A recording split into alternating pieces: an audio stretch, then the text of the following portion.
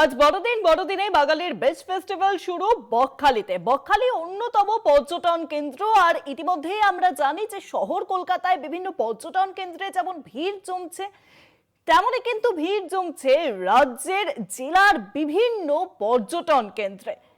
বকখালির সমুদ্র সৈকতে ইতিমধ্যেই মানুষজন ভিড় জমিয়েছেন। আমরা সরাসরি চলে যাব, এখন সরাসরি রয়েছেন বকখালি থেকে প্রতিনিধি কোয়েল মণ্ডল। কোয়েল, বকখালির ছবিটা একটু দর্শকদের জন্য তুলে ধরো।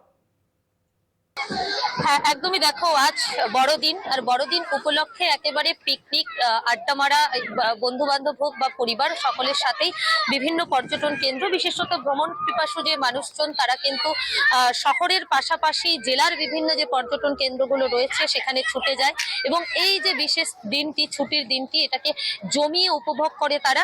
একেবারে কিন্তু সকাল থেকে বকখালি পর্যটন কেন্দ্র, তুমি জানো, রাজ্যের অন্যতম পর্যটন কেন্দ্র। আর এই পর্যটন কেন্দ্রে একদিকে যেমন রয়েছে বিস্তীর্ণ জলরাশি, অন্যদিকে রয়েছে একেবারে সুবিশাল সমুদ্র সৈকত, পাশাপাশি রয়েছে পিকনিক গ্রাউন্ড।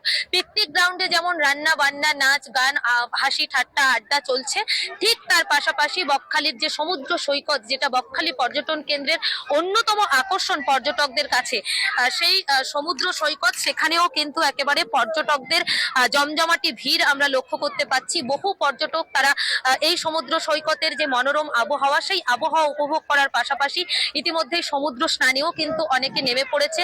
বহু পর্যটকরা এখানে ভিড় জমাতে শুরু করেছে এবং এই যে 25শে ডিসেম্বর বড়দিন, সেই বড়দিন, মেরি ক্রিসমাসের যে দিন, সেই দিনটি কিন্তু একেবারে সব ধরনের মানুষজন তারা কিন্তু বিভিন্ন প্রান্ত থেকে বকখালি পর্যটন কেন্দ্রে ছুটে এসেছে। দর্শকদের, তুমি আমাদের সঙ্গে থাকো। অপর